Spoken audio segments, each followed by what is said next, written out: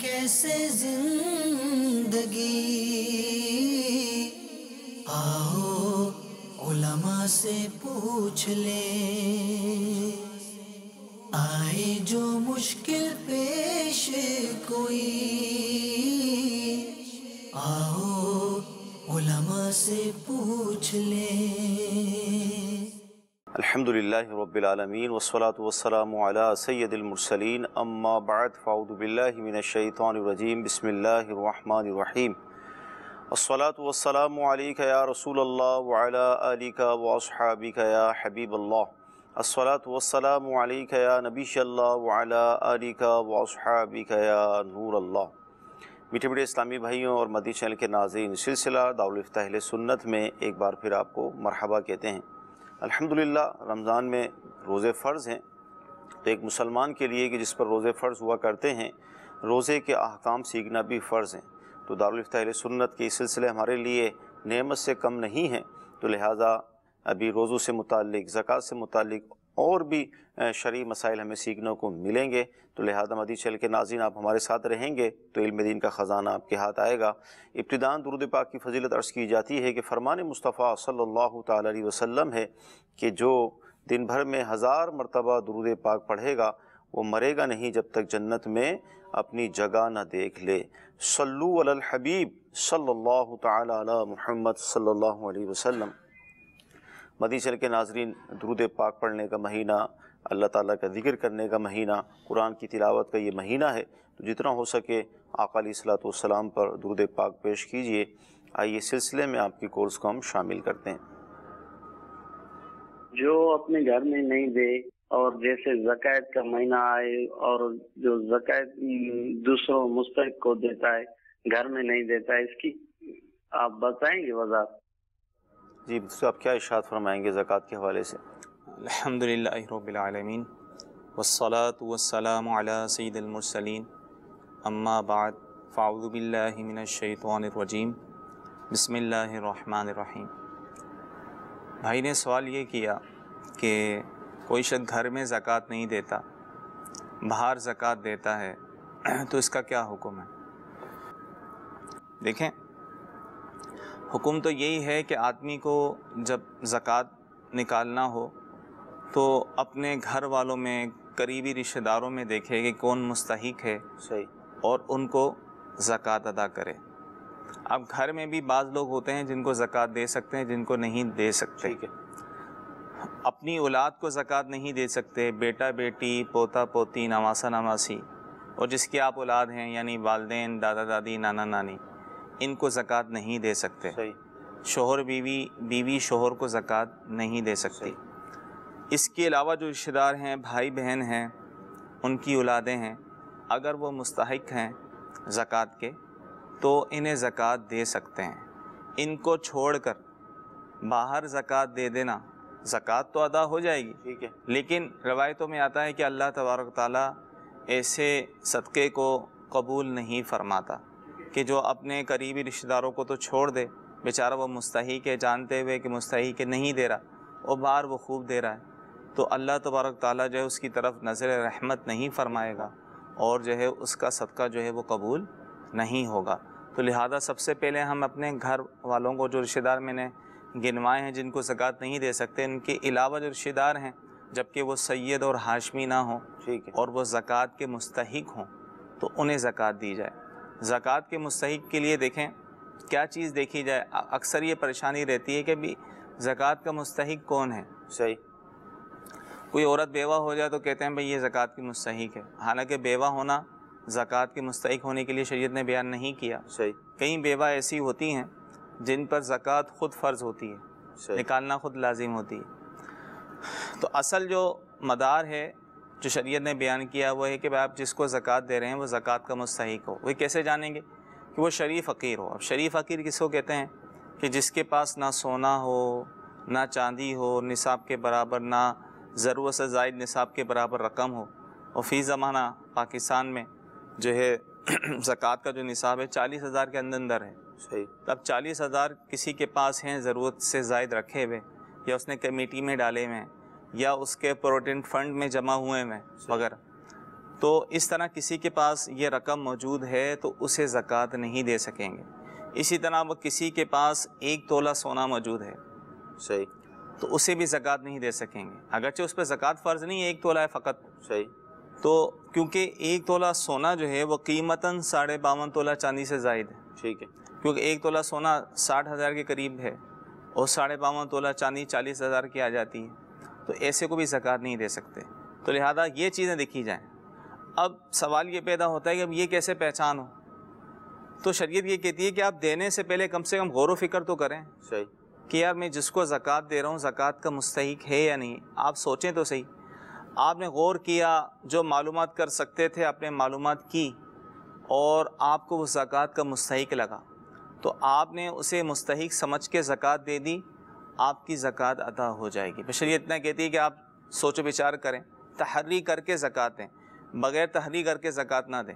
آپ نے تحری کر کے غور و فکر کر کے مستحق سمجھ کے زکوٰۃ دے دی، آپ کی زکوٰۃ ادا ہو جائے گی، اگرچہ دینے کے بعد یہ ظاہر ہوا یار یہ تو مستحق نہیں تھا، صحیح، لیکن کیونکہ دیتے وقت جو ہے آپ نے غور کیا تھا اور آپ نے مستحق سمجھ کے دیا تھا، تو لہذا آپ کی زکوٰۃ ادا ہو جائے گی۔ اور زکوٰۃ کی ادائیگی کے لیے اولین ترجیح جو ہے اپنے رشتہ داروں کو دینی چاہیے۔ مدنی چینل کے ناظرین، مفتی صاحب نے ایک مفصل جواب ہمیں عطا فرمایا اس حوالے سے کہ زکوٰۃ جو گھر والے ہیں، جس طرح کی کال ابھی آئی تھی کہ اپنے گھر والوں کو نہیں دیتے دوسروں کو دیتے ہیں، تو اس کا جواب ہمیں ارشاد فرمایا کہ اولاً اپنے گھر والوں سے ابتدا کی جائے، اور بالخصوص جو اس میں سے مستثنیٰ کیے گئے ہیں، جن کو مائنس کیا گیا ہے، ان کے علاوہ جو گھر والے بنتے ہیں ان کو زکوٰۃ دینی چاہیے۔ اور ظاہر ہے اگر ایسا نہیں کریں گے، اور ہم اس معاشرے میں دیکھتے بھی ہیں کہ بازاروں میں دیگر مقامات پر وہ خیرات ہے اور اس طرح کا راشن کی تقسیم اور نہ جانے کیا کیا سلسلہ چل رہا ہوتا ہے، لیکن قریبی رشتہ دار جو ہوتے ہیں وہ تکلیف کے اندر ہوتے ہیں، تو اللہ تبارک و تعالیٰ ایسا صدقہ قبول نہیں فرماتا جو اپنے گھر والوں کو چھوڑ کر دوسروں پر کیا جائے۔ تو لہذا کوشش یہ کی جائے کہ ابتداً اپنے جو خونی رشتہ دار بیان کیے گئے ان سے ہی ابتدا کی جائے۔ جی اگلی کال لیں گے ہم۔ میرا سوال یہ تھا کہ میرے پاس ایک مکان تھا جس کی رقم مجھے ملی ہے، اور یکم رمضان کو میں اپنی زکوٰۃ کا نصاب بناتا ہوتا ہوں۔ اب بات میں نے پوچھنی تھی کہ یہ جو مکان ہے یہ بیسیکلی میں نے اپنی رہائش کے لیے لینا تھا اور اس کی کیش میرے پاس ہے، تو اس جو رقم ہے اس رقم پہ زکوٰۃ لگے گی کہ نہیں لگے گی؟ کیا فرماتے ہیں مفتی صاحب؟ بعض اوقات ایسا ہوتا ہے کہ زکوٰۃ کا جو سال ہے ہمارا، مثال کے طور پہ رمضان کی پہلی تاریخ کو ہی کمپلیٹ ہو رہا ہے، اور اچانک کوئی بھی ذریعہ ایسا بنا کہ 30 شعبان کو یا 29 شعبان کو کچھ مال مزید ہمارے پاس آ گیا، تو اب کیا حکم ہوگا؟ ایسی صورت میں دیکھیں، سال پورا ہونے سے پہلے جو بھی رقم آئے گی ضرورت سے زائد، وہ اسی میں ہی ایڈ ہوتی رہے گی، صحیح، اور سال پورا ہونے پر جو ہے مکمل زکوٰۃ نکالنی ہوگی۔ اب انہوں نے سوال کیا کہ انہوں نے اپنا مکان لینا ہے، صحیح، اس لیے ان کے پاس کچھ رقم ہے، جمع ہے، صحیح، تو دیکھیں جب تک یہ مکان لیں گے نہیں، رقم جمع ہے، تو ہر سال جو اس پر زکوٰۃ جو ہے وہ واجب ہوگی، ہوتی رہے گی۔ اور سال پورا ہونے سے پہلے جو ان کے پاس یہ رقم آئی ہے، صحیح، تو ان کا جب بھی سال جس دن بھی پورا ہوتا ہے اس دن اس رقم کا بھی حساب لگائیں گے صحیح، اور اس کی بھی زکوٰۃ وہ ادا جیسے کریں۔ یہ جو کہا جاتا ہے کہ پورا سال رقم پر گزر جائے، تو اس رقم پر تو پورا سال نہیں گزرا، دیکھیں ہر رقم پر ہر مال پر سال گزرنا شرط نہیں ہے، ٹھیک ہے، نصاب پر سال گزرنا ہے، صحیح، کہ ایک شخص صاحب نصاب ہے، اس کے بعد 40,000 یا اس سے زائد رقم موجود ہے، صاحب نصاب ہو گیا، اب اس کا سال شروع، صحیح، اب دوران سال جو بھی کمی مال آتا رہے گا وہ اسی نصاب میں شامل ہوتا رہے گا۔ صحیح، تو اصل نصاب پر سال گزرنا ہے کہ سال کے شروع اور آخر میں نصاب پورا ہو اور سال کے دوران جو ہے بالکل زیرو نہ ہوا ہو، صحیح، ٹھیک ہے نا؟ تو سال کا شروع اور آخر دیکھا جاتا ہے۔ دوران سال اب جو بھی رقم آئے گی، چاہے سال پورا ہونے سے ایک دن پہلے بھی آئے گی، اگرچہ اس کو ایک دن گزرا ہے، صحیح، چونکہ نصاب پر سال پورا ہو رہا ہے تو اس پر بھی سال پورا ہونا مانا جائے گا، اس کی زکوٰۃ دیں گے۔ دوران جب آپ نے ارشاد فرمایا کہ دوران سال نصاب زیرو نہ ہوا ہو، تو اس سے کیا مراد؟ ایک شخص صاحب نصاب ہے، اب 40,000 تھے، 40,000 سے 30,000 ہو گئے، پھر 20 ہو گئے، پھر زیادہ ہو گئے، لیکن کم زیادہ ہو، نصاب سے تو کم ہو گئے لیکن بالکل زیرو نہ ہوا، کہ کچھ بھی نہ ہو۔ صحیح، تو اگر دوران سال یہ ہوتا رہا لیکن اینڈ میں آ کر جو ہے اس کے بعد نصاب پورا ہے تو وہ زکوٰۃ دے گا، ٹھیک ہے۔ اور ایک شخص صاحب نصاب تھا اور دوران سال ہی اس کے پاس سارے پیسے خرچ ہو گئے، ٹھیک ہے، یا بیچارہ مقروض ہو گیا، صحیح، زیادہ مقروض ہو گیا، تو ایسی صورت میں اب اس کا نصاب جو ہے وہ ختم ہو گیا، اب دوبارہ سے جب اس کے پاس ضرورت سے زائد نصاب کے برابر رقم آئے گی اس وقت یہ صاحبی نصاب ہوگا اور اس کا سال شروع ہوگا. صحیح. کتنی پیاری بات مدنی چینل کے ناظرین ہمیں سیکھنے کو ملی کہ نصاب سال کی ابتدا اور انتہا کے اندر ہونا ضروری ہے. درمیان سال اگر نصاب زیرو نہیں ہوا یعنی ساری رقم ختم نہ ہوئی تو اس کا کوئی اعتبار نہیں کیا جائے گا. سال کی ابتدا میں نصاب تھا, اب جب وہ پورا سال 12 ماہ گزر گئے, وہی تاریخ آ گئی اور نصاب مکمل ہے, تو بھلے اس سال کے یعنی جو تاریخ آئی اس سے 2 دن پہلے یا 1 دن پہلے مزید اگر مال آیا تو یہ اس میں شامل کر لیا جائے گا اور کل مال پر پھر زکوٰۃ ادا کی جائے گی. تو یہ ہیں سلسلوں کی برکت ہے کہ الحمدللہ ہمارے علم میں اضافہ ہوتا ہے, ہمیں بہت کچھ سیکھنے کو ملتا ہے. جی مزید کالس لیں گے ہم. میرا مفتی صاحب کے بارگاہ میں سوال ہے کہ مجھے ایک شخص نے کہا کہ میرا کام بہت مشکل ہے, میں روزہ نہیں رکھ سکتا. اس کے بارے میں مفتی صاحب سے سوال ہے کہ اس کا کیا حل ہے؟ حضور گرمی ہے, روزہ بڑا ہے, بچوں کی پرورش بھی کرنی ہے, اس طرح کے وسوسے آتے ہیں اور لوگ روزہ چھوڑ دیتے ہیں, تو کیا فرمائیں گے؟ دیکھیں ہم نے ایسے لوگ بھی دیکھے ہیں جو بہت مشقت والا کام کرتے ہیں جی, لیکن اس کے باوجود بھی ماشاءاللہ روزہ نہیں چھوڑتے, روزے پابندی سے رکھ رہے ہوتے ہیں. دیکھیں فقہاء کرام نے تو یہاں تک بیان کیا ہے کہ رمضان کے دنوں میں ایسا کام کرنا کہ جس سے ایسی کمزوری پیدا ہو کہ روزہ توڑنے کا ظن غالب ہو جائے صحیح, کہ اب مجھ سے برداشت نہیں ہوگا, تو شریعت نے جو ہے ایسا مشقت والا کام کرنے سے منع فرمایا ہے. اللہ, تو لہذا اس کام میں کمی لائی جائے. فقہاء کرام نے بیان کیا, جیسے مثال دی ہے کہ بھائی روٹیاں پکانے والا وہ دوپہر تک پکائے باقی دن آرام کرے. صحیح, اسی طرح جو تعمیرات کا کام کرتے ہیں وہ بس دوپہر تک کام کریں باقی دن آرام کریں. اور دیکھا بھی جاتا ہے کہ وہ 1 بجے رمضان کے مہینے میں تقریباً سب کی ہی کاموں کی تخفیف ہوتی ہے, آسانی ہوتی ہے. تو ایسی صورت میں اس کو اپنے کام میں تخفیف لانا چاہیے. صحیح, کام میں تھوڑی کمی لائے اور بقیہ دن آرام وہ کرے تاکہ وہ روزے پورے کر سکے. تو یہ شرعی عذر اس کا نہیں بنے گا کہ مجھے تو کام کرنا پڑتا ہے تو لہذا میں جو ہے وہ روزہ نہیں رکھ سکتا. ایسی صورت میں وہ گناہگار ہوگا اور عذاب نار کا حقدار ہوگا. اس پر لازمی کہ توبہ کرے اور جتنے روزے اس طرح چھوڑیں اس کی قضا کرے. تو لہذا اب رمضان جتنے روزے باقی ہیں کوشش کر کے روزے اس نے رکھنے ہی ہیں.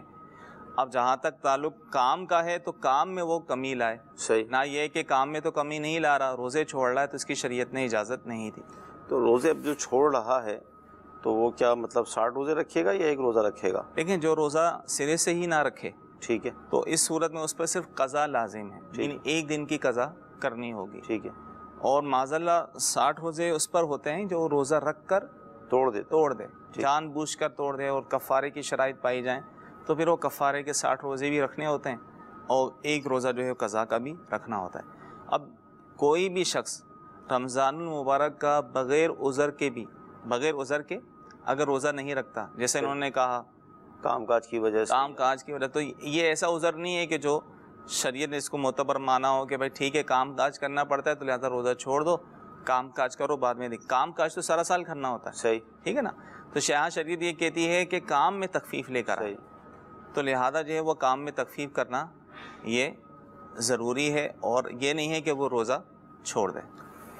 مدنی چینل کے ناظرین, پیارے آقا مدنی مصطفیٰ صلی اللہ تعالیٰ علیہ وسلم نے ارشاد فرمایا جس کا مفہوم ہے کہ جس نے بغیر عذر کے جو اعذار شریعت نے بیان کیے رمضان شریف کا 1 روزہ ترک کر دیا تو زمانے بھر کے روزے بھی اس کے برابر نہیں ہو سکتے. تو کام کا جو ہم کرتے ہیں, روزی کماتے ہیں, یہ بھی اللہ تعالیٰ ہی کی طرف سے عطا ہوتی ہے. تو جو رب تبارک و تعالیٰ ہمیں بے شمار نعمتیں عطا فرما رہا ہے تو اس کی رضا کے لیے ہمیں روزہ ضرور رکھنا چاہیے. اگر ہم روزہ نہیں رکھیں گے تو وہ رب تو اس بات پر بھی قادر ہے کہ ہماری روزی کو بند کر دے, لیکن اس کی رضا کے لیے, وہ مغفرت کو طلب کرنے کے لیے, جنت کے حصول کے لیے ہمیں یہ روزے رکھنے چاہیے. اللہ نے ہم پر روزے فرض کیے, اپنے کام میں کمی کریں, روزے کو چھوڑنے کا اپنا ذہن نہ بنائیں کہ یہ دن گنتی کے ہوتے ہیں, بہت جلدی گزر جاتے ہیں. آپ دیکھیں کہ کل کسی بات تھی کہ ہم رمضان کا انتظار کر رہے تھے, تو آپ دیکھیں کتنی اسپیڈ سے رمضان جو ہے وہ ہم سے رخصت ہو رہا ہے. انشاءاللہ روزے رکھیں گے, اس کی برکت سے آپ کی روزی میں برکت ہوگی, آپ کے گھر میں رحمتوں کا نزول ہوگا اور بے شمار برکتیں ہمارا مقدر بنیں گی. جی اگلی کال لیں گے ہم. مفتی صاحب میں نے یہ پوچھنا تھا کہ روزے کی حالت میں ناخن کاٹ سکتے ہیں اور بال کٹوا سکتے ہیں؟ یہ عوام میں اس طرح کے بہت سوال پائے جاتے ہیں، ناخن کاٹنا، بال کاٹنا، عطر لگانا، مسواک کرنا، کیا فرماتے ہیں؟ دیکھیں روزے کی حالت میں ناخن کاٹ سکتے ہیں، اس میں کوئی حرج نہیں ہے۔ اسی طرح جسم کے جو غیر ضروری بال ہیں اسے بھی صاف کر سکتے ہیں، کوئی حرج نہیں ہے۔ تیل لگانا، تیل لگا سکتے ہیں، خوشبو لگا سکتے ہیں، مسواک کر سکتے ہیں۔ مسواک کرنا خود سنت ہے، حدیث سے ثابت ہے، روزے کی حالت میں مسواک کرنے کی اجازت ہے۔ تو ناخن بھی کاٹ سکتے ہیں، بالوں کو بھی سنوار کر سکتے ہیں۔ ہاں جن بالوں کی کاٹنے کی ممانعت ہے، صحیح، جیسے داڑھی شریف کو حد شرع سے کم کاٹنا، صحیح، وہ تو روزے کے علاوہ بھی ناجائز و حرام ہے، منع ہے، اور روزے میں اور زیادہ اس کی ممانعت سخت ہو جائے گی۔ صحیح۔ تو مدنی چینل کے ناظرین، رمضان شریف کے جو روزے ہیں اس کے احکام سیکھنے کے لیے بہترین کتاب فیضان رمضان الحمدللہ موجود ہے، تو آپ اس کتاب کو دعوت اسلامی کی ویب سائٹ سے ڈاؤن لوڈ بھی کر سکتے ہیں۔ جہاں جہاں آپ رہتے ہیں دعوت اسلامی کے مدنی مراکز موجود ہیں، آپ وہاں سے اس کتاب کو حاصل کریں، اس کا مطالعہ کریں۔ اس میں الحمدللہ روزوں کے فضائل، رمضان کے فضائل، احکام روزہ، بہت کچھ اس کتاب کے اندر موجود ہے۔ تو یہ جو بظاہر چھوٹے چھوٹے مسائل ہوتے ہیں، الحمدللہ یہ اس کتاب میں آپ کو مل جائیں گے، اور روزے کے احکام سیکھنا تو ویسے بھی ہم پر فرض ہیں، تو انشاءاللہ یہ کتاب آپ کی زبردست مددگار ثابت ہوگی۔ الحمدللہ دعوت اسلامی 104 شعبہ جات میں سنتوں کی خدمت کر رہی ہے، دین کا کام کر رہی ہے۔ تو میں آپ سے مدنی التجا کروں گا کہ شریعت نے احکام زکوٰۃ کے مصارف کے حوالے سے ارشاد فرمائے، ان کے بعد آپ دعوت اسلامی کو اپنی زکوٰۃ، فطرہ اور دیگر عطیات پیش کیجئے کہ اربوں روپے کا الحمدللہ دعوت اسلامی کا سالانہ بجٹ بنتا ہے۔ مدارس المدینہ ہیں، جامعۃ المدینہ ہے، دیگر شعبہ جات ہیں، تو انشاءاللہ آپ کی زکوٰۃ عین شریعت کے مطابق خرچ ہوگی، اور دین کا اتنا بڑا کام جو یہ چل رہا ہے اس کو انشاءاللہ تقویت ملے گی، مدد ملے گی، مزید شعبہ جات قائم ہوں گے، اور انشاءاللہ عز و جل ہمارے لیے ثواب جاریہ کا سلسلہ ہوگا۔ جی مزید کال لیں گے۔ میرا سوال یہ ہے کہ تراویح پڑھتے ہیں تو کیا آپ ٹی شرٹ پہن سکتے ہیں جس کے مکمل بازو نہ ہو؟ ہاف بازو والی شرٹ میں کیا مکمل احترام سے نماز ہو سکتی ہے یا نماز مکروہ ہو جاتی ہے؟ خیر تو تراویح کے لیے خاص پوچھ رہے ہیں، لیکن ہم مطلقاً نماز کے حوالے سے ایسی شرٹ پہننا جو ہاف آستین کی ہے، اگر کوئی شخص ایسا ہے جو عام طور پہ بھی ایسی شرٹ پہنتا ہے اور یہ پہن کر بھی کام کاج پہ بھی جاتا ہے، یعنی عام اس کا ایک لباس ہے، تو وہ یہ پہن کر نماز پڑھے گا تو نماز اس کی جائز ہے، مکروہ نہیں ہے، چاہے وہ تراویح کی نماز پڑھے یا اس کے علاوہ کوئی اور نماز پڑھے۔ ٹھیک ہے۔ ہاں ایسا لباس کوئی بندہ نہیں پہنتا، لیکن اور اگر پہنتا بھی ہے تو گھر میں پہنے گا، باہر جانے میں کتراتا ہے کہ لوگوں کے سامنے یا دعوت وغیرہ میں جانے پہن کر کترائے گا، تو ایسا لباس پہن کر نماز پڑھنا یہ مکروہ تنزیہی ہے۔ ٹھیک ہے۔ جیسے کام کاج کے کپڑوں میں نماز پڑھنا مکروہ تنزیہی ہے۔ لیکن انہوں نے جو سوال کیا، اگر وہ عام طور پہ یہ ٹی شرٹ وغیرہ ہاف سلیم والے بازو یہ پہنتا ہے، وہ پہن کے اگر نماز پڑھتا ہے تو اس کی نماز بلا کراہت جائز ہے۔ ٹھیک ہے۔ کپڑوں کے حوالے سے ہمیں جواب ملا کہ اولاً تو یہی مفتی صاحب نے ارشاد فرمایا کہ اگر اس کی عادت میں اس طرح کے لباس ہیں، تو یہ جو آپ نے بات ارشاد فرمائی تھی، تو مزید کیا فرمائیں گے کہ ہمیں نماز کے لیے کس طرح کا اہتمام کرنا چاہیے اللہ کی بارگاہ میں حاضری ہوتی ہے؟ عمومی طور پہ یہ تو ان کے سوال کا جواب تھا، آپ نظر دوڑائیں گے مساجد میں واقعی ایسے ایسے لباس پہن کر آتے ہیں بالکل عجیب و غریب۔ صحیح، ٹھیک ہے، جس کو بعضوں کا جس کو ہم نائٹ ڈریس وغیرہ کہتے ہیں وہ بھی پہن کے آ جائیں گے، نیچے شلوار پہنی ہوئی، اوپر شرٹ پہنی ہوئی ہے تو وہ پہن کے آ جائیں گے، عجیب و غریب سلسلہ ہے۔ تو دیکھیں آپ کس کی بارگاہ میں حاضر ہیں؟ اب اللہ تبارک تعالیٰ کی بارگاہ میں حاضر ہو رہے ہیں۔ ہم ایک مثال دے رہے ہیں کہ بھئی دنیا والوں کے پاس ہم جاتے ہیں، کسی افسر کے پاس جاتے ہیں تو بڑے اہتمام کے ساتھ ہم جاتے ہیں، اچھے کپڑے پہن کر ہم جائیں گے تاکہ بھائی ہم کسی معزز کے سامنے جا رہے ہیں۔ صحیح۔ تو اللہ عز و جل کی بارگاہ سے بڑھ کر کس کی بارگاہ ہوگی؟ جب ہم اس کی بارگاہ میں جائیں تو ایسی پھٹے پرانے کپڑے، میلے کچیلے کپڑے میں ہم نماز پڑھنے جائیں تو ہمیں اس طرح نہیں کرنا چاہیے، اس طرح میلے کچیلے پھٹے پرانے کپڑوں میں، جبکہ اور کپڑے اس کے پاس موجود ہوں۔ صحیح۔ جو میں نے کہا کہ بھئی کام کاج والے کپڑوں میں ایسے کپڑے نماز مکروہ تنزیہ ہے، یہ تنزیہ اس صورت میں جبکہ اور کپڑے اس کے پاس ہوں۔ صحیح۔ اگر نہیں ہے، مجبوری ہے، تو بات الگ ہے، مکروہ بھی نہیں ہوگا۔ لہٰذا جب اور کپڑے ہیں تو بلکہ اہتمام کے ساتھ جانا چاہیے۔ ہمارے اسلاف کا یہی طریقہ تھا، بزرگان دین کا یہی طریقہ تھا، بڑے اہتمام کے ساتھ اچھے کپڑے پہن کے، عطر لگا کے، خوشبو لگا کر اللہ عز و جل کی بارگاہ میں حاضر ہوتے تھے اور نماز ادا کرتے تھے۔ امام اعظم ابو حنیفہ رحمۃ اللہ تعالی علیہ کے بارے میں منقول ہے کہ آپ روزانہ رات کو ایک نیا لباس یا ایک بڑا خوبصورت لباس پہن کر اللہ کی بارگاہ میں حاضر ہوتے تھے، اور جب آپ سے عرض کیا گیا اس حوالے سے تو آپ نے ارشاد فرمایا کہ جب ہم لوگوں سے ملاقات کرتے ہیں تو اس کا اہتمام کرتے ہیں، اس کے لیے کپڑے ہم تبدیل فرماتے ہیں، تو کیا اپنے رب سے ملاقات کے لیے ہم اچھا لباس نہ پہنیں؟ بہت پیاری بات ہے۔ حدیث چینل کے ناظرین، نائٹ ڈریس پہن کر، ٹراؤزر پہن کر اور نہ جانے کیا کیا پہن کر لوگ فجر میں اور دیگر نمازوں میں مسجد کے اندر حاضر ہوتے ہیں۔ اللہ تعالیٰ کی کرم نوازی ہے، فرض تو جو شرائط ہیں اس کے مطابق ادا ہونا ہوگا وہ ہو جائے گا، لیکن اللہ کی بارگاہ میں ایسے لباس میں حاضری بالکل غیر مناسب ہے کہ ہم دعوتوں میں یا کسی اہم میٹنگ کے اندر اس طرح کا لباس پہن کر جاتے ہیں۔ یقیناً نہیں جاتے، لیکن نماز کو اتنا ہم کیوں وہ ہلکا لیتے ہیں کہ یار کوئی مسئلہ نہیں ہے، چل جائے گا، اور یوں اس طرح کے کپڑے پہن کر اللہ کی بارگاہ میں حاضر ہوتے ہیں۔ تو لہذا نیت فرمائیے کہ انشاءاللہ ہر نماز میں ہم نماز کا اہتمام کریں گے، صاف ستھرے کپڑے پہن کر، مسواک کر کر، عطر لگا کر۔ انشاءاللہ جب اس اہتمام کے ساتھ ہم نماز پڑھیں گے تو پھر نماز کا خشوع اور خضوع ہی کچھ اور ہوگا، اس کی برکتیں ہی کچھ اور ہوں گی۔ جی اگلی کال لیں گے ہم۔ جب وضو کیا جاتا ہے، ناک میں پانی چڑھایا جاتا ہے، تو کیسے پتہ چلے کہ ناک سے پانی دماغ میں چلا گیا ہے؟ اور دوسرا سوال یہ ہے، روزے کے دوران اگر طبیعت خراب ہو جائے تو وہ روزہ اگر توڑ دے تو اس کا کیا کفارہ ہوگا؟ دو سوال ہیں جی کیا فرمائیں گے؟ دیکھیں، وضو کرتے وقت جو ہے ناک میں پانی احتیاط سے ڈالنا چاہیے، کلی کرنے میں بھی احتیاط کرنا چاہیے۔ روزہ یاد ہے اور بے احتیاطی کے سبب جو ہے کلی کرتے ہوئے پانی حلق سے نیچے چلا گیا تو روزہ ٹوٹ جائے گا۔ ناک میں پانی چڑھاتے ہوئے پانی اتنا دماغ تک پہنچ گیا تو پھر بھی روزہ ٹوٹ جائے گا۔ اب انہوں نے کہا کہ کیسے پتہ چلے، تو عمومی طور پر جب دماغ میں پانی پہنچتا ہے تو شدید تکلیف ہوتی ہے، جب یعنی آدمی ناک کے ذریعے سے پانی واضح طور پہ پتہ چل جاتا ہے، اور جب پہنچے گا تو تکلیف سی ہوگی۔ تو جب اس طرح ہو کہ دماغ کو پانی پہنچ جائے تو روزہ ٹوٹ جائے گا، تو لہذا ہمیں احتیاط کرنی چاہیے۔ یہ تو وضو تھا۔ فرض غسل کے بارے میں یہی کہا گیا ہے کہ اس میں بھی احتیاط کرے کہ ناک کی نرم ہڈی تک تو پانی پہنچانا، لیکن مبالغہ نہیں کرنا۔ وہ بہت زیادہ کھینچتے ہیں تو کیونکہ پھر کھینچیں گے دماغ کو پانی پہنچے گا تو ان کا روزہ ٹوٹ جائے گا۔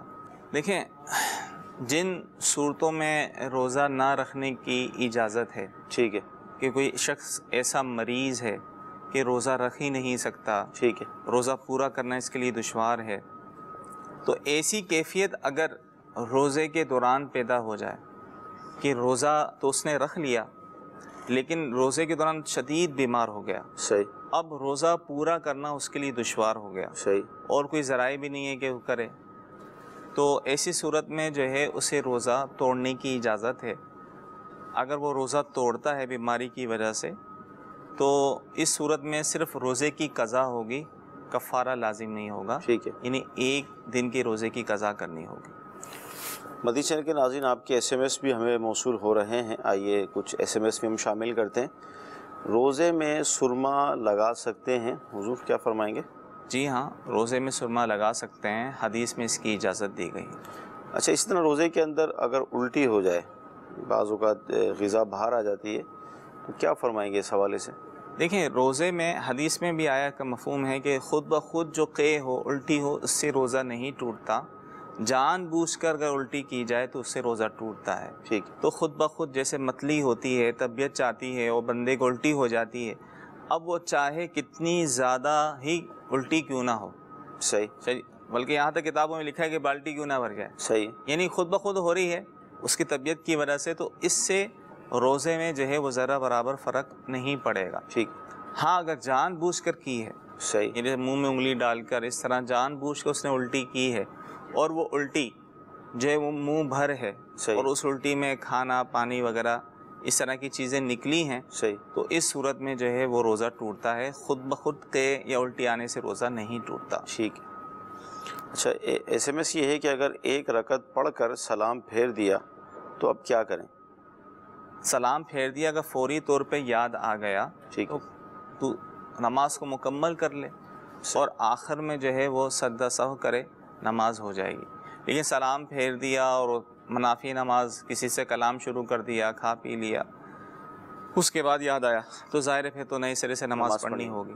لیکن ایسا نہیں ہو سلام پھیرتے ہی، عمومی طور پہ ایسا ہوتا ہے کہ ایسے مواقع پر فوراً یاد آ جاتا ہے، سلام پھیرتے ہیں، بعض اوقات دونوں سلام بھی پھیرتے، تو اگرچہ دونوں سلام بھی پھیرتے پھر یاد آ گیا آپ فوراً کھڑے ہو جائیں. صحیح. نماز کو اپنی پوری کریں اور آخر میں سجدہ سہو کر لیں، نماز ہو جائے گی. کیا بات ہے، یعنی کتنی رعایت ہے. آپ دیکھیں کہ دونوں طرف سلام بھی پھیر دیا لیکن کوئی ایسا فعل نہیں کیا جو منافی نماز ہو، تب بھی آپ کی نماز جاری رہ سکتی ہے، اور پورا طریقہ مفتی صاحب نے ارشاد فرما دیا.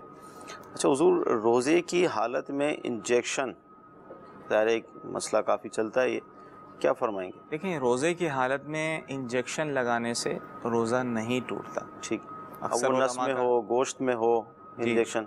اکثر علماء کا یہی ہے موقف، دارالافتاء اہل سنت کا یہی فتویٰ ہے کہ چاہے وہ نس میں ہو یا گوشت میں ہو، باہر صورت جو ہے انجیکشن لگانے سے روزہ نہیں ٹوٹے. اچھا ڈرپ جو ہوتی ہے، اسی طرح ڈرپ لگانے سے بھی نہیں ٹوٹے گا. شوگر کے مریض اگر جو انسولین لیتے ہیں اس سے بھی روزہ نہیں ٹوٹتا. ٹھیک ہے. مدی چل کے ناظرین ایس ایم ایس بھی شامل اس سلسلہ کیے گئے، کالس بھی آپ کی ہم شامل کر رہے ہیں. جی مزید کالس دیجیے. میرا سوال آپ سے یہ ہے کہ نماز تراویح ہو رہی ہے اور اگر ہم لیٹ ہو گئے اور ہماری 3 یا 4 یا 6 رکعتیں تراویح کی چھوٹ گئی اور ہم نے باقی امام کے ساتھ پڑھی، امام کے ساتھ پڑھنے کے بعد وتر پڑھے، وتر پڑھنے کے بعد کیا ہم وہ تراویح دوبارہ 6 جو ہماری رہ گئی تھی وہ پڑھ سکتے ہیں یا انہیں وتر سے پہلے پڑھنا چاہیے؟ کیا فرماتے ہیں؟ وتر کے بعد بھی پڑھ سکتے ہیں.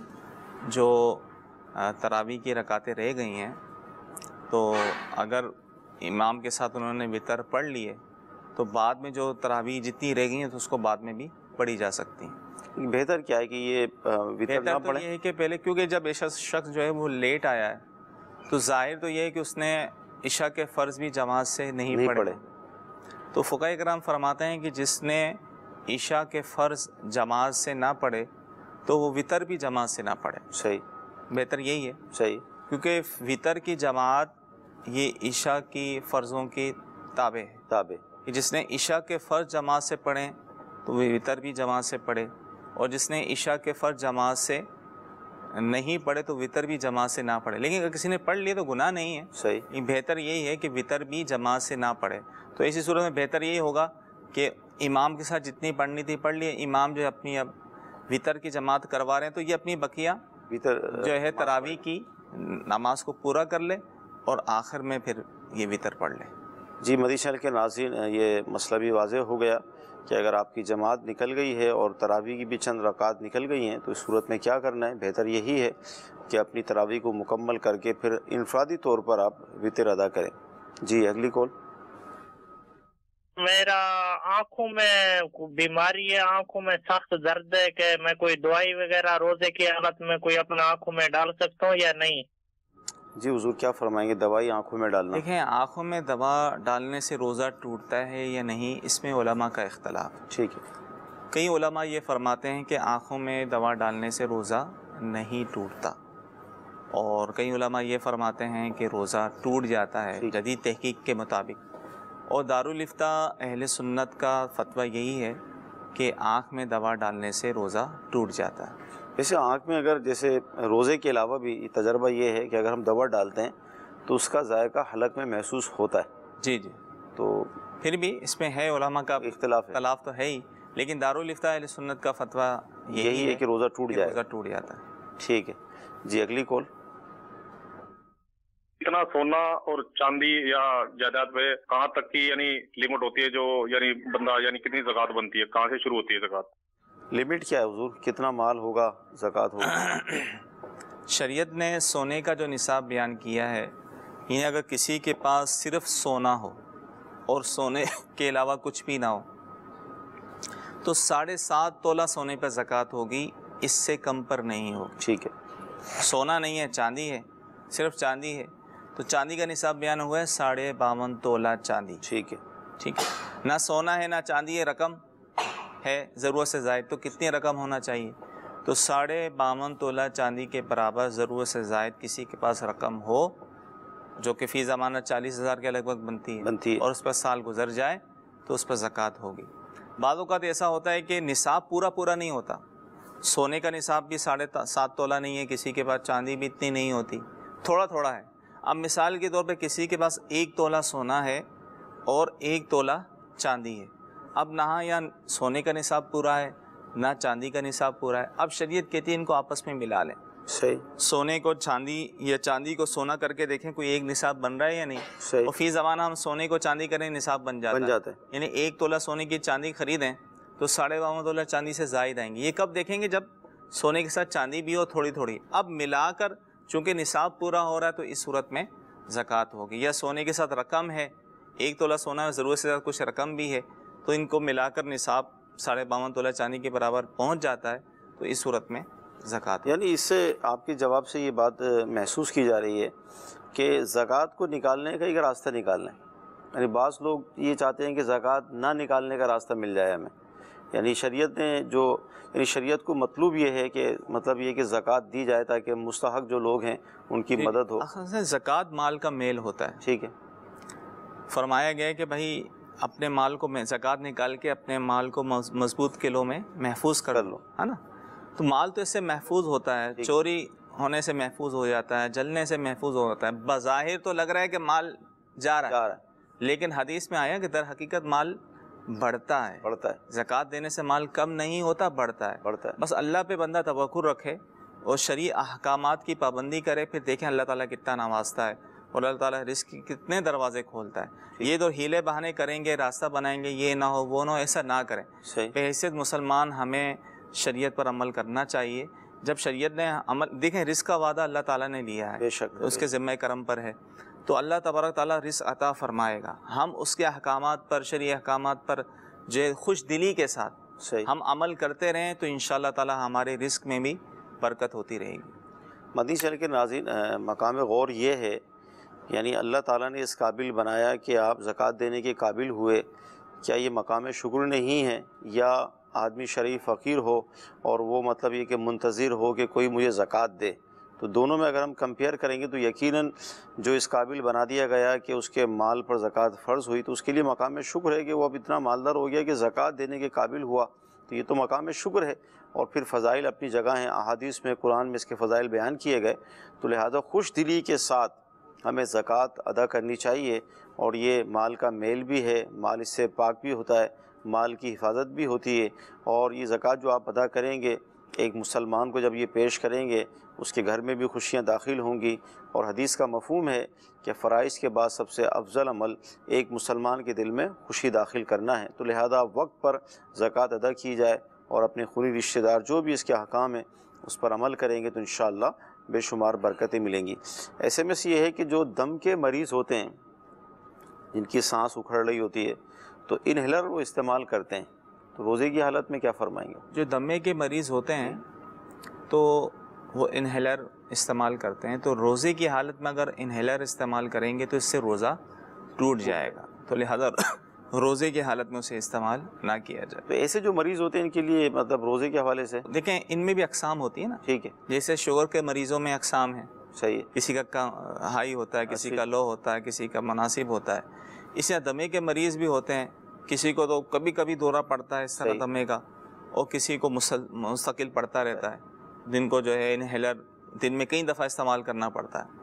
تو ہر مریض کی کیفیت الگ ہوگی. تو اگر کوئی ایسا مریض ہے کہ بغیر انہیلر کے وہ جو ہے وہ روزہ نہیں رکھ سکتا، یعنی بہر صورت اسے دن میں کئی دفعہ جو ہے انہیلر استعمال کرنا پڑتا ہے، ورنہ اس کی طبیعت جو ہے وہ بگڑ جاتی ہے اور روزہ اس صورت میں پورا کرنا اس کے لیے دشوار ہوگا. تو ایسی صورت میں شریعت اسے اجازت دے گی کہ وہ روزہ چھوڑ سکتا ہے، بعد میں صحت یاب ہونے کے بعد اس کی وہ قضا کر لے. ٹھیک ہے. جو بیمار اسلامی بھائی ہوتے ہیں یا اسلامی بہنیں ہوتی ہیں جن پر روزے کی فرضیت کے حوالے سے ہم گفتگو کر رہے ہیں، تو از خود فیصلہ نہ کریں. دارالفتہ اہل سنت الحمدللہ آپ کی خدمت کے لیے موجود ہے. تو کوشش کر کے علماء سے پہلے رابطہ کیجئے، اپنا مسئلہ بیان کیجئے، پھر جو حکم ملے اس پر عمل کیجئے. بعض اوقات ڈاکٹر کے کہنے پر عمل کر لیا جاتا ہے. ڈاکٹر کہتے ہیں کہ آپ روزہ نہ رکھیں، آپ کے لیے نقصان دہ ہے، تو مریض روزہ چھوڑ دیتا ہے. تو بہتر یہ ہے کہ آپ مفتی سے رابطہ کریں. اور الحمدللہ دعوت اسلامی ہر شعبے میں ہماری خدمت کر رہی ہے، رہنمائی کر رہی ہے. تو دارالفتہ اہل سنت آپ کی اس رہنمائی کے لیے موجود ہیں. تو مفتی صاحب جب فرمائیں کہ روزہ چھوڑ دیں تو پھر آپ روزہ چھوڑیں، از خود فیصلہ نہ کریں. جی اگلی کال. اگر روزے کے دوران غسل واجب ہو جائے تو اس کے لیے کیا طریقہ کار ہے؟ کیا فرماتے ہیں؟ دیکھیں، روزے کے دوران غسل واجب یعنی احتلام کی صورت میں غسل فرض ہو جائے تو اس سے روزہ نہیں ٹوٹتا. ٹھیک ہے. حدیث میں آیا کہ 3 چیزوں سے نہیں ٹوٹتا روزہ. صحیح. پشنے لگانے سے، قے ہو جانے سے، احتلام سے. صحیح. تو ان سے روزہ جو ہے وہ نہیں ٹوٹتا. اب روزے کے دوران غسل فرض ہو گیا تو اب جس طرح عام روٹین میں غسل کیا جاتا ہے فرض اسی طرح ہی کیا جائے گا. صرف 2 چیزوں کا خیال رکھیں گے کہ روزے کے دوران جب غسل کریں گے تو غرغرہ، جس کو غرارہ بھی کہتے ہیں لوگ، وہ غرغرہ نہیں کریں گے. صحیح. اور ناک میں پانی چڑھانے میں احتیاط کریں گے. ہلکا سا پانی چڑھانے کافی ہے. صحیح. اتنا نہ چڑھائیں کہ دماغ کو پہنچ جائے. تو ناک میں پانی چڑھانے میں مبالغہ نہ کریں. باقی جو طریقہ ہے غسل کا اسی طریقے سے غسل کریں. باقی روزے میں کوئی فرق نہیں پڑے گا. ویسے عوام میں یہ مشہور ہے کہ افطار کے بعد 2 فرض ادا کریں. نہیں، ضرورت نہیں ہے، حاجت نہیں ہے. یعنی بلکہ یہ ہے کہ سحری کے وقت اٹھا، اس پر غسل فرض تھا، اب نہائے گا تو سحری نکل جائے گی. تو اس میں پھر یہ ہے کہ وہ اچھی طرح وہ 2 فرض ہیں ادا کر لے، کلی وغیرہ ادا کر لے، کیونکہ روزے میں پھر یہ ادا نہیں ہو پائیں گے صحیح طریقے سے. تو وہ اس صورت میں ایک روزے کے دوران اسے غسل کر لیا تو اس کا غسل ہو گیا. بعد میں افطار کے بعد اسے پھر غرغرہ کرنے کی حاجت نہیں. ٹھیک. اچھا حضور، یہ SMS آیا ہے کہ اسلامی بہنیں کیا جماعت کے ساتھ تراویح پڑھ سکتی ہیں؟ کیا فرمائیں؟ دیکھیں، عورتوں کو جو ہے جماعت سے نماز پڑھنے کی ممانعت ہے. ٹھیک ہے. عورتیں جو ہے وہ گھر میں ہی رہ کر نماز پڑھیں، تنہا نماز پڑھیں، مسجد میں جا کر جماعت سے نماز نہ پڑھیں. تراویح بھی اس میں آ جائے گی؟ تراویح بھی، یہ نفل تراویح فرض وغیرہ عورتوں کے لیے حکم یہی ہے کہ وہ گھر میں ہی نماز پڑھیں. ٹھیک ہے. اچھا، اسی طرح SMS یہ ہے کہ اگر بھول کر کسی نے روزے میں پانی پی لیا، جیسے وضو میں بعض اوقات جیسے عادت ہوتی ہے نا، لوگ وضو کرتے ہیں گرمی کے موسم میں تو پانی بھی پی لیتے ہیں، تو اب روزہ تھا یاد نہیں ہے، تو اس طرح اگر ہو گیا تو کوئی مسئلہ نہیں ہے. خوش ہو گیا، اللہ تعالیٰ نے کھلایا پلایا. حدیث میں آیا نا، جس نے بھول کر کھایا پیا اس کا روزہ نہیں ٹوٹا، کہ اسے اللہ نے کھلایا، اللہ نے پلایا. تو بھول کر کھانے پینے سے روزہ نہیں، یعنی یاد ہی نہیں تھا میرا روزہ ہے، پی لیا، پانی پی لیا سے روزہ نہیں ٹوٹے گا. لیکن یہ کہ تھوڑا مطلب اسے توجہ رکھی جائے. بھول کر تو یہ حکم بیان ہو گیا کہ بھول کر آدمی کتنا ہی کھا پی لے اس کا روزہ نہیں ٹوٹتا، لیکن بالخصوص جب ہم 5 نمازوں میں وضو کرتے ہیں تو توجہ رکھیں کہ ہمارا روزہ ہے. یعنی جو روزے کی اوقات میں نمازیں آتی ہیں اس میں ہماری توجہ رہے کہ یہ اس میں ہمارا روزہ ہے. اور ظاہر اگر یاد ہونے کی صورت میں معمولی سا پانی بھی ہمارے حلق سے اتر جائے گا تو ظاہر سے ہمارا روزہ ٹوٹ جائے گا. جی اگلی کال. روزے کی حالت میں اگر الٹی آ جائے کیا اس سے روزہ ٹوٹ جائے گا یا نہیں؟ ابھی تفصیلاً اس کا بیان ہوا کہ روزے کی حالت میں الٹی ہو جائے، قے ہو جائے، الٹی ہو جائے تو خود بخود جو ہوتی ہے اس سے روزہ نہیں ٹوٹتا. روزہ الٹی سے اس صورت میں ٹوٹتا ہے جب جان بوجھ کر ہو، وہی منہ بھر کر، جس کو روک نہ سکتا، جان بوجھ کر کی ہو، بڑی اسپیڈ سے ہوتی ہو. ہاں، لیکن اگر خود بخود طبیعت کی وجہ سے، متلی کی وجہ سے الٹیاں اس کو چاہے کتنی ہوں، اس سے روزہ نہیں ٹوٹتا. مدنی چینل کے ناظرین، سلسلہ ہوا الحمدللہ روزے کے، زکوٰۃ کے اہم مسائل سیکھنے کو ملے. بہت ساری باتیں نئی ہمارے علم میں آتی ہیں. اللہ تعالیٰ کی بارگاہ میں ہم دعا کرتے ہیں کہ اللہ تعالیٰ ہمیں اسی طرح شریعت کے مسائل جو ہم پر سیکھنا فرض یا واجب یا سنت ہیں، ہمیں سیکھنے کی توفیق عطا فرمائے. یہ سلسلے اس کے لیے بہترین معاون و مددگار ہیں. اللہ تعالیٰ آج کا ہمارا سلسلہ اپنی بارگاہ میں قبول فرمائے. آمین. صلو علی الحبیب صلی اللہ تعالی علی محمد صلی اللہ علیہ وسلم. گزارے کیسے زندگی، آؤ علماء سے پوچھ لیں. آئے جو مشکل پیش کوئی، آؤ علماء سے پوچھ لیں.